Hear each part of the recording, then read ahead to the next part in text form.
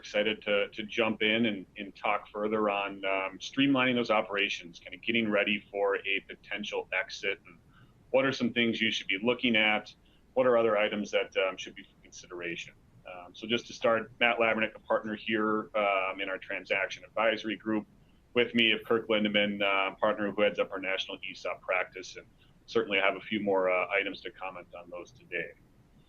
As mentioned, a few items that we do want to cover today in the presentation. So talking about those key value drivers, right? Looking at it from both a buyer and seller perspective, and how do you gain some of that extra value, right? What are things you can do, on the selling side in order to make sure you're maximizing the value of your business, or from the buyer side, looking at what kind of opportunities are there if you're looking at acquiring another business.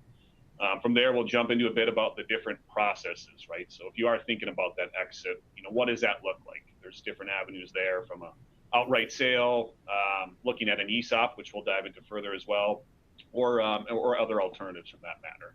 And then finally, just talking a bit more about the financial due diligence process, the importance of getting in front of the numbers, understanding them, and the impact they can have on a transaction.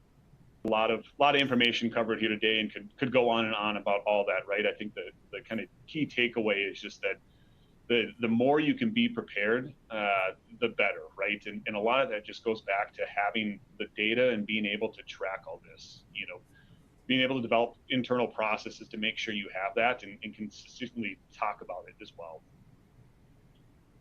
Yeah, I think you're right, man. I mean, we scratched the surface on this was a lot of content, and yeah, if anybody has questions or needs to revisit some of these specific slides, we certainly can at a later time. So it's important, right? It's your business, and it's usually one of the largest assets that selling shareholders have, and it needs to be done right, and the process needs to be done right as well. So we certainly would welcome any questions or further conversation.